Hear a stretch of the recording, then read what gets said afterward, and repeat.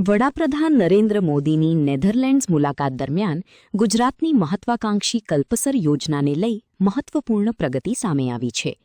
PM મોદીએ વિશ્વપ્રખ્યાત અફસ્લ્યુટ dyke ડેમની મુલાકાત લીધી હતી, જે ગુજરાતની કલ્પસર યોજના સાથે સમાનતા ધરાવે છે.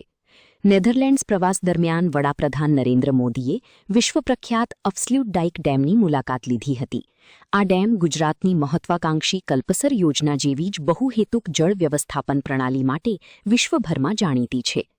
કલ્પસર યોજના અંતર્ગત ગુજરાતમાં ખંભાતના અખાતના બંને કિનારાઓને જોડતા વિશાળ ડેમનું નિર્માણ કરવાની યોજના છે.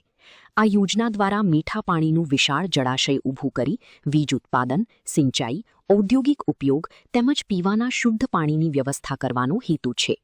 વડાપ્રધાનની મુલાકાત દરમિયાન ભારત અને નેધરલેન્ડ્સ વચ્ચે આ મહત્વાકાંક્ષી પ્રોજેક્ટ માટે ટેકનિકલ સહયોગ બાબતે લેટર ઓફ ઇન્ટેન્ટ એટલે કે LOIની આપલી કરવામાં આવી હતી.